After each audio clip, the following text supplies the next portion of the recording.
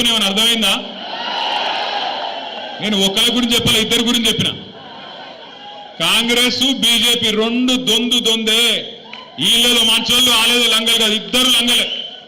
మోడీ గారు ఏం చెప్పిన 2014లో, भाइयों बहनों आप सभी लोग मित्रों आप सभी लोग मुझे वोट दो, मैं जन धन खाता खुलवाऊंगा, आप सबको 15 लाख धन डाल दूंगा.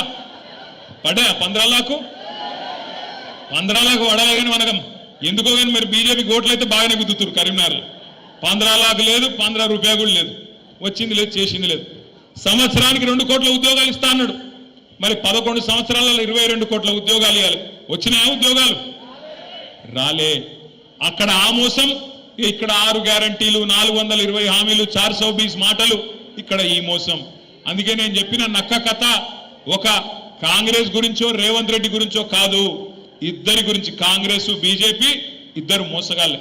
ఈ మోసం నిన్నీయాల చాలైంది కూడా కాదు. భారతీయ జనతా పార్టీ 1998లోనే ఆంధ్రప్రదేశ్ రాష్ట్రంలో ఆనాడు కాకినాడలో ఒక తీర్మానం పెట్టింది వాళ్ళ రాష్ట్ర కమిటీలో.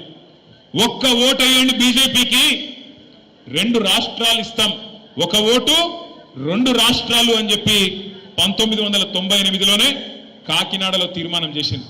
మరి ఇచ్చిండ్రా తెలంగాణ 98 తర్వాత? ఇచ్చిండ్రా అయింది? ఇయ్యలే. కాకినాడ తీర్మానం కాకెత్తుకపోయింది. బీజేపీ ఆ రోజు మోసం చేసింది.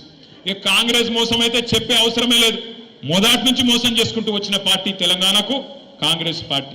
మనందరం గుర్తుపెట్టుకోవాల్సింది ఒకటి, ఇవాళ మనం ఉన్న ఒక ప్రత్యేకమైన పరిస్థితుల్లో 24 ఏళ్ల నుండి 25వ సంవత్సరంలో అడుగు పెడుతున్న ఈ సందర్భంలో రాష్ట్రంలో ఏ మూలకి పోయినా, ఏ ఊరికి పోయినా, ఏ గల్లికి పోయినా, ఏ మనిషిని ఇట్లా కదిపినా ఒక్కటే మాట వినబడుతున్నది. పోయి ఒక రైతును అడగండి, ఏ ఊళ్ళోనైనా సరే, అది మా గంభీరావుపేట మండలం నర్మాల కావచ్చు, లేదా ఇక్కడ ఎల్కతుర్తి దాకా కావచ్చు, లేదా అక్కడ పోతే మంతినిలో కాటారం దాకా కావచ్చు, ఇంకొకడ కావచ్చు, ఎక్కడ పోయి ఏ రైతును ఒక్కసారి ఇట్లా ఒక్క మాట మాట్లాడించినా